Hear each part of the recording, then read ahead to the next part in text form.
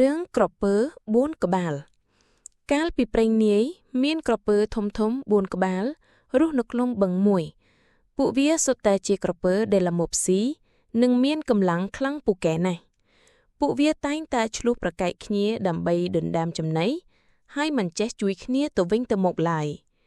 ថ្ងៃមួយមានដំរីធំមួយក្បាល បានដើរមកហ្វឹកទឹកនៅមាត់បឹងនោះ ក្រពើទាំង 4 បានឃើញដំរី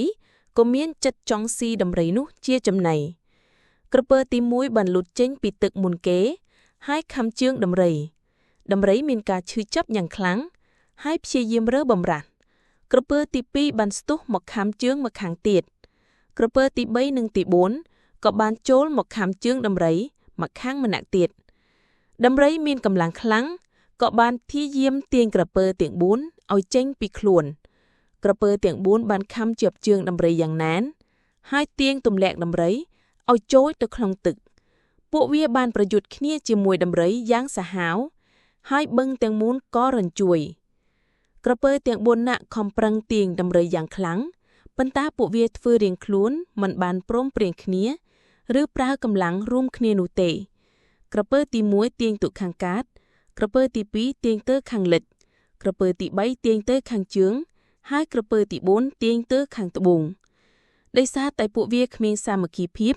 ទោះជាកម្លាំងខ្លាំងយ៉ាងណាក៏ដោយ ក៏ពួកវាមិនអាចយកឈ្នះដំរីបានដែរ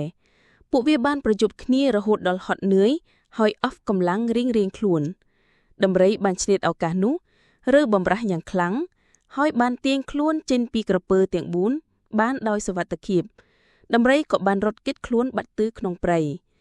ក្រពើទាំង 4 នាក់ខឹងសម្បារយ៉ាងខ្លាំងចំពោះគ្នាទៅវិញទៅមក ពួកវាបានបន្ទោសគ្នាទៅវិញទៅមកថា